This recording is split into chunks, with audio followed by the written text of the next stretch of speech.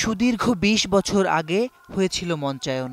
ধ্বজমেস্তরীর মরণ নিয়ে এবার নতুন রূপে ফিরল থিয়েটার দল মণিপুরী। বাংলা ও মণিপুরী দুই ভাষার সমন্বয়ে নাটকটি মঞ্চায়িত হল বাংলাদেশ শিল্পকলা একাডেমির পরীক্ষণ থিয়েটার হলে।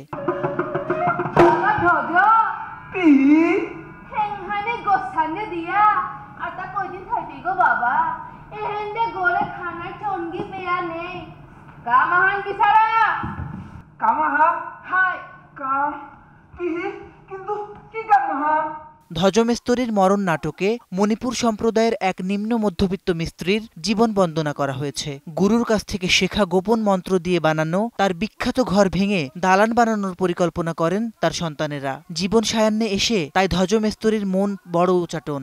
স্মৃতিতে বারবার ফিরে আসে ফেলে আসা রঙিন দিনগুলো।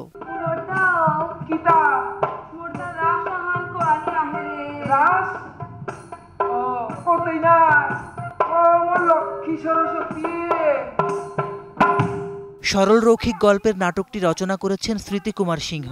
নাট্যরূপ ও নির্দেশনা দিয়েছেন থিয়েটার অঙ্গনের পরিচিত মুখ শুভাশিস সিনহা। মুখ্য ভূমিকায় জ্যোতি সিনহার অভিনয় আলাদাভাবে নজর কেড়েছে দর্শকদের। নিজের জন্মদিনে মঞ্চে নতুন নাটক আনতে পেরে উচ্ছ্বসিত এই শিল্পী। এই নাটকটি ২০ বছর আগে নির্মিত হয়েছিল গল্পকার স্মৃতিকুমার সিংহের ধ্বজমিস্ত্রির মরণ। এই ধ্বজমিস্ত্রির মরণ মানে এইটা কি একজন কাঠ মিস্ত্রি, যে তার অনেক ধরনের বিভিন্ন ধরনের বাড়ি বানিয়ে থাকতো কাঠের।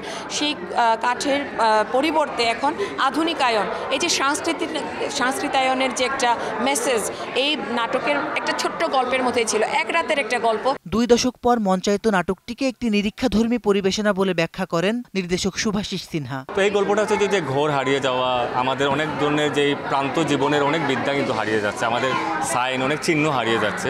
তো এই বর্তমানে পুঁজিবাদী এই যে আগ্রাসনের যুগে আমরা ওই যে হারিয়ে যাওয়া যে আমাদের স্মৃতিচিহ্নগুলা সেটাকে আসলে ধরে রাখা, প্রিজার্ভ করাটা এখন আমি মনে করি আমাদের সবারই একটা অন্তরের দায়। ওই দায় থেকে মনে করেছে যে এই গল্পটা এখনও মানুষের কাছে রিলেট করে। আমাদের থিয়েটার প্র্যাকটিসটার মধ্যে একটা বড় জায়গায় কিন্তু এটা যে আমরা আমাদের সমস্ত জীবনের গল্পগুলোকে, আমরা আমাদের যে শিল্পকর্মগুলোকে, আমাদের ভাষাটাকেও সবার কাছে, সংস্কৃতিটাকেও সবাইকে।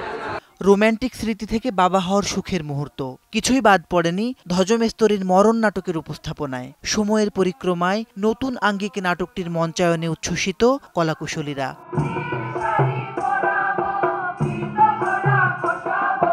মাসিদ রণ, সময় সংবাদ, ঢাকা।